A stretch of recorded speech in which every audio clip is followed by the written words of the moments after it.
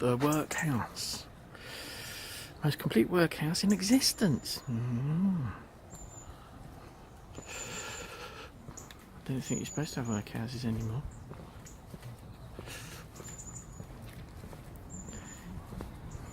That's a bush. And that's a workhouse. And that's a car park.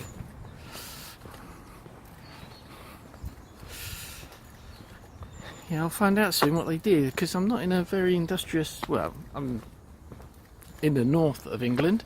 I'm not like near a big city or anything, so this is quite a remote village. Southwell. Is it Southwell? Southwell? I can't remember. All I know is that I passed a ploughing competition that's happening this weekend, and they said expect long delays. Ploughing competitions these days in high demand by the general public. Wouldn't know, I've never been to one. But anyway, we'll make head. I must admit, it looks in exceptionally good condition. But that's after it's been restored.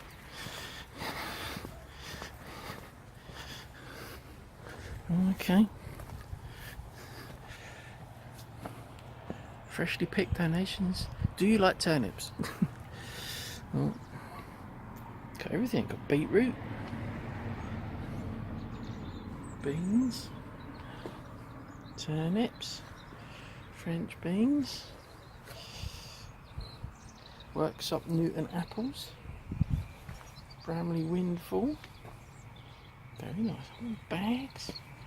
This is new. I haven't seen this, but come on, Gimbal. Sort your life out.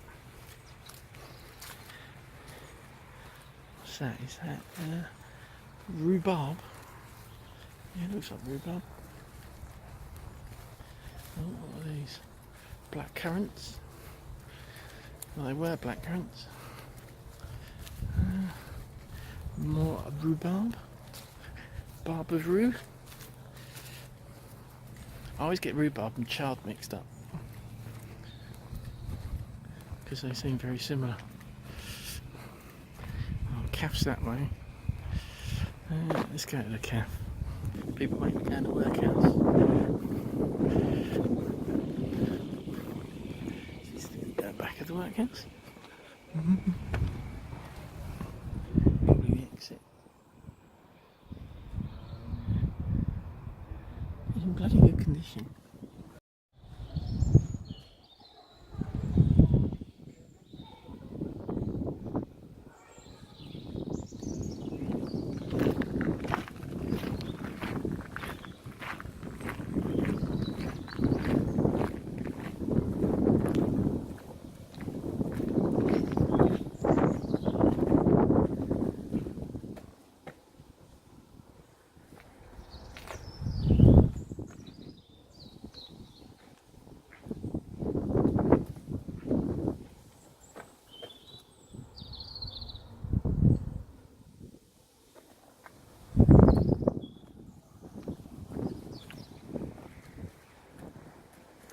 This place looks in very good nick. And it looks quite sort of self-sustaining, if that was an original kitchen garden.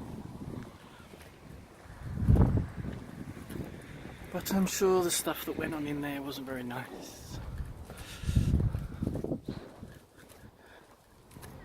No different to what goes on in China and other Asian countries in this day and age.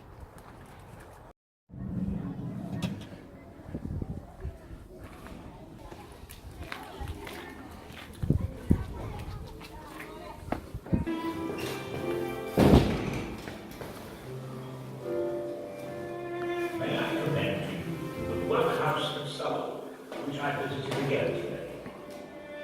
As you know, I am well acquainted with the establishment, having had the honour of being directly involved in its founding. Our workhouse was completed and first occupied 16 years ago in 1824. Its system was founded upon the frugal and judicious Old Poor Law passed in 1601.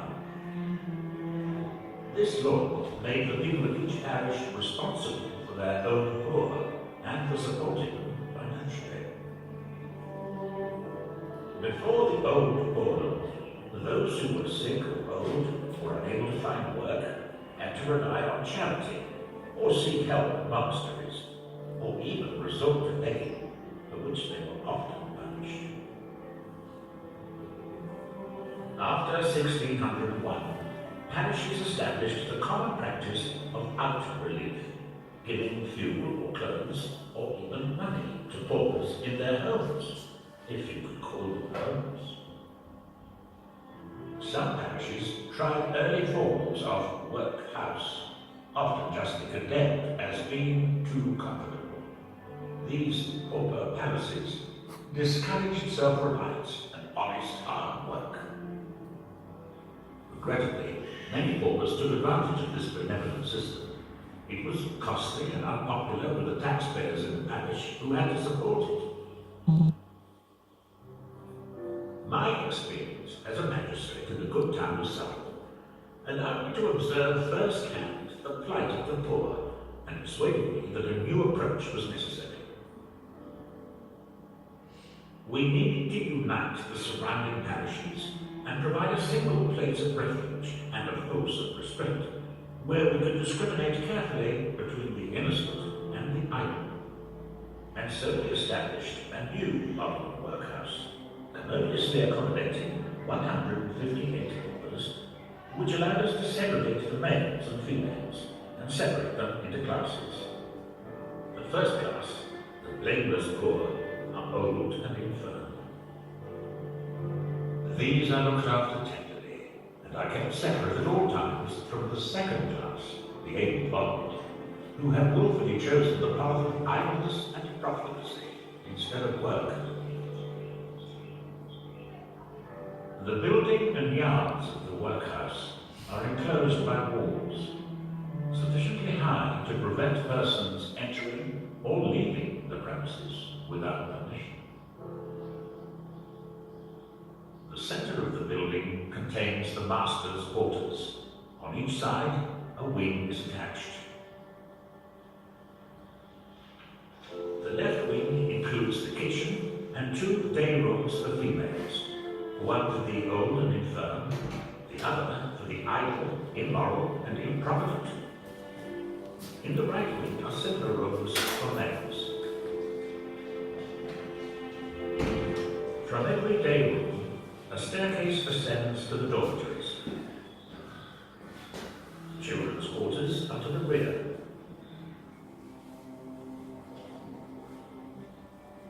Males, females, and children are separated from each other on admission. The apparel of the poor is purified, labelled, and deposited in the care of the master. The new inmates are then dressed in the clothing of the workhouse until their discharge, when their own clothes are returned. The diet of the paupers is plain, but wholesome and sufficient. The able-bodied males cultivate the garden and execute such laborious work as may be required. The females perform housework and other tasks. The work is deliberately dull and repetitive, so as to deter others from seeking refuge. The children are encouraged to recognize the virtues of honest, hard work and proceed schooling. However, it must be understood that the advantages resulting from workhouses arise not from keeping the poor in the workhouse, but from keeping them out of it.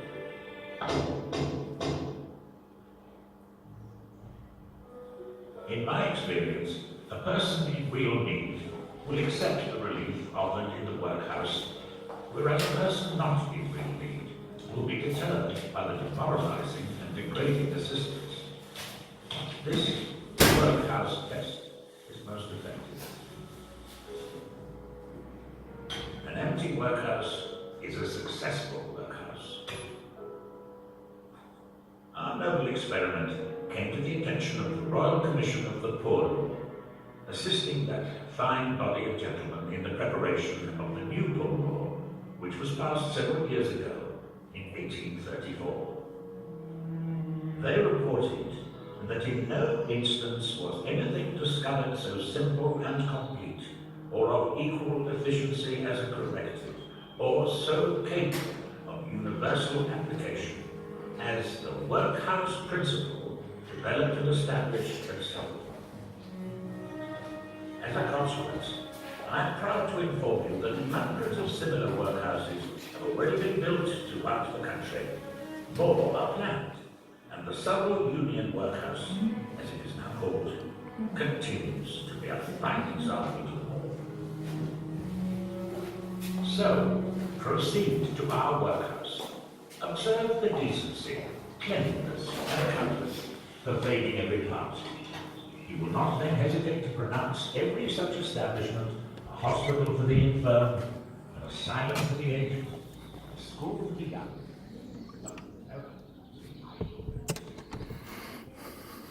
I'm not saying a word.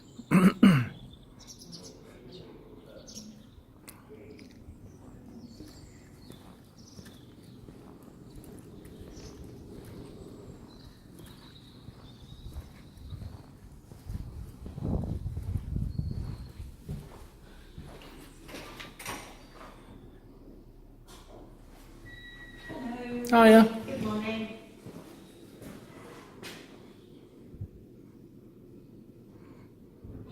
How many people turn around and say they should bring these back?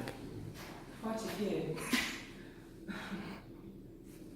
What it stood for, yeah. It's in the homeless off the streets Yeah. and other things. Well, it's the statements that are written, you know the little room as you Yes. come in on the right? It's the statements that are written on there that are quite apt.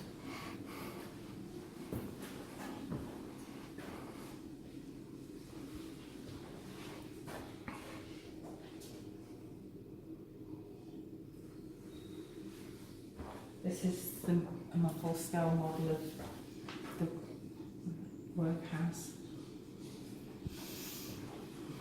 Where are we at the moment? Are we... We're in here, Oh, okay. which is the wash house, where they used to come into as they arrived at the workhouse.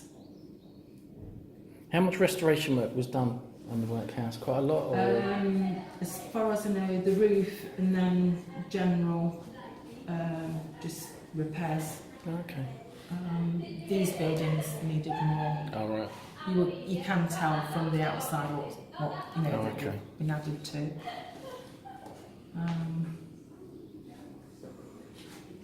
But as you get in the house, there's a room on the men's side that's not been touched. Oh, okay.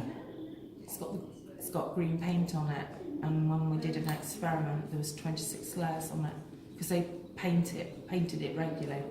The workhouse inside and outside. It's one of the men's jobs. One of the tasks. Yeah. I'm sure there's plenty of lead in it as well. Yes, probably.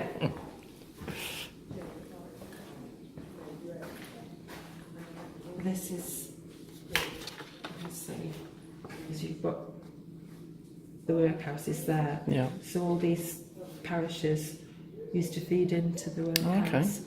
So there was it was built for 148, and as I say, 48 parishes came on board almost immediately, and then 60 eventually. Okay. When was it decommissioned or deemed not necessary? Roughly when about 1947-48, when the welfare state came in. Oh, okay. There were people still living here in the building right up until the late 70s, and the infirmary right at the back. The last person to leave that because it was a nursing up people's home, 1990. Oh, bloody hell. Yeah.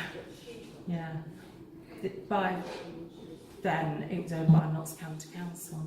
Oh, okay. So they did 6 bed sits in the building with the mother and the children, not the father. He wasn't allowed to stay. Okay. But we've dressed one like a bed sit, so you'll see that Okay. as you go on your journey. Okay, lovely. Yeah. Thank you very much. You need a... Oh,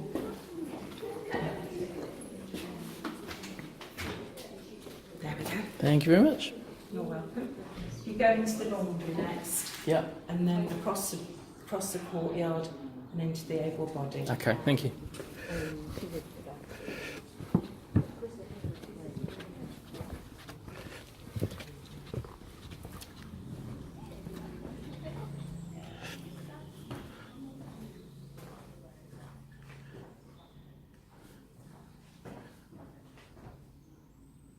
Oh, this is the part of the suffragette movement. Oh, yeah, okay. Yeah. Earning the right to vote. Cool. So, still ongoing. 2011 Saudi Arabia. Britain 1928. US beaters 1920. Oh, UK with restrictions 1918. But the first one was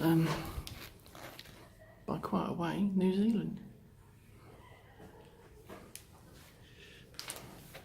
Britain, Ireland, Spain, Turkey, France, United Arab Emirates, Kuwait, South Africa, Kazakhstan.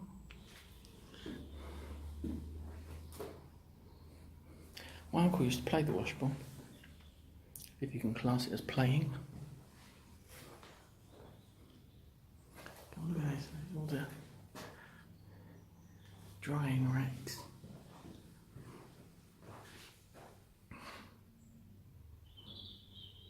Yeah, a lot of the last National Trust place I was at had a lot of suffrage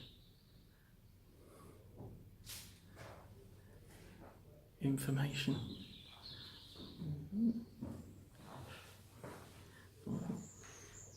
Made in Peterborough.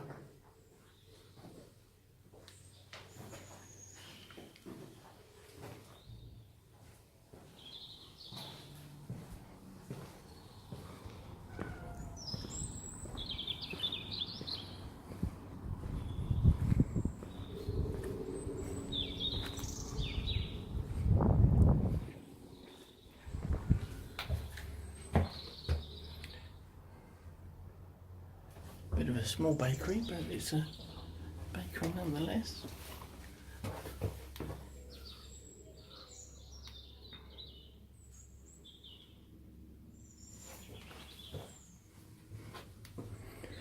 Men's work.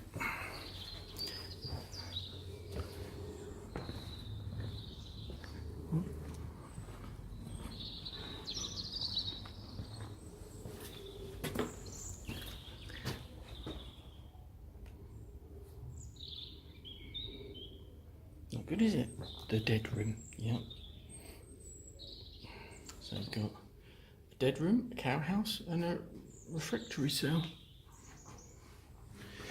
Many paupers died in the work with this, and their bodies were kept until someone from their parish of settlement collected them. Ah, the refectory cell was a prison. Oh, bear with me, Gimbal's going a bit spastic. That's it, Gimbal. Come back to life.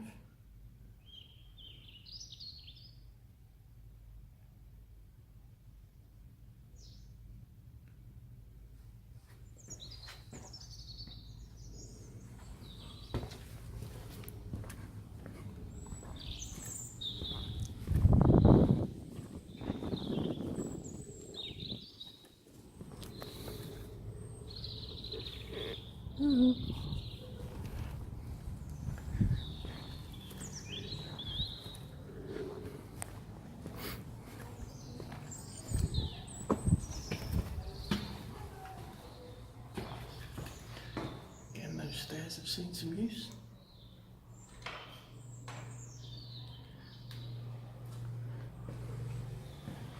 Afternoon.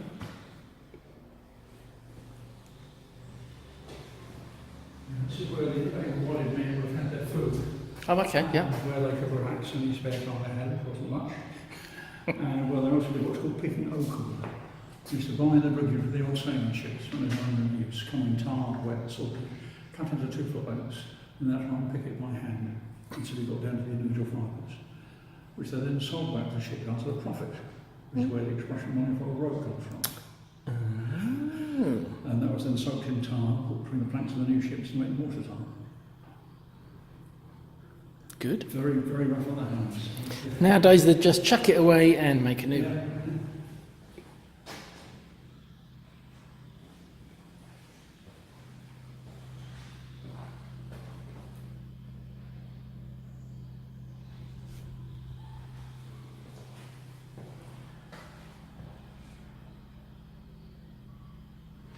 Lovely, thank you.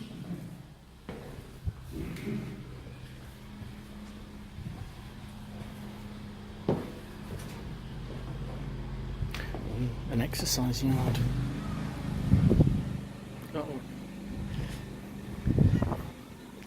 Presume this is the way I need to go. This is a bit. This is a privy. Yeah. Just a hole in the ground, I'm sure it would have been a. No, it probably just stayed a hole in the ground. And putting that hole in the ground.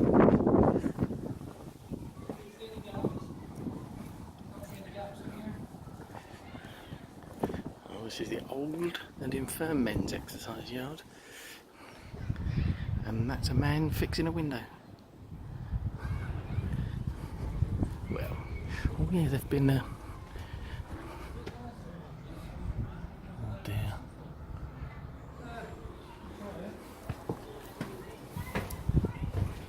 Oh. Master and matron only. Oh yeah. I wonder what happened up there. Oh, okay, it's a lock for the old original windows that have all been restored. They're all single glazed on. But even in the winter, if you were living in here, there'd all be frost and ice on the inside of them.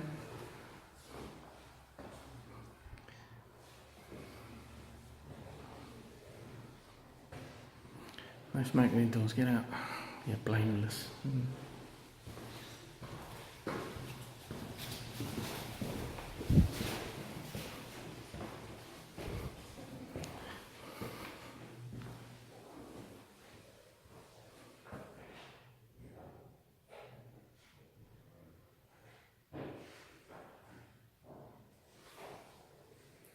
Who the clerk was? Or Margaret.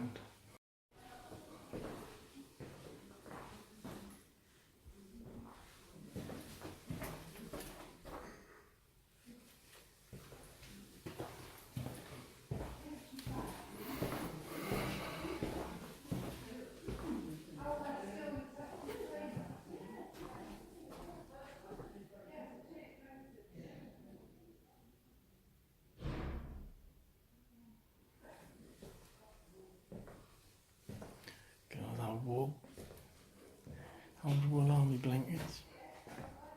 Generally a sheep.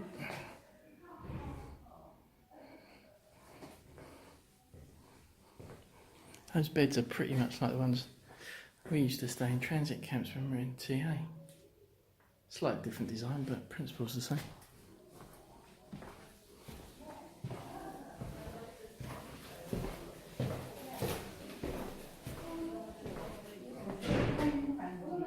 Oh yeah, apparently this place had bed sits set up in it.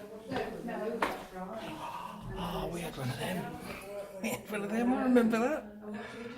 Yes. It used to have like a ceramic bit in the top there, you'd put the liquid. Oh, I remember these as well. You stick your head in that plastic bag and blast it. Is it? Yes. Yeah, I'm just saying that house when church just had that. Yeah, we do. I'll see you coming to reception. Yes, I expect so. Bye-bye.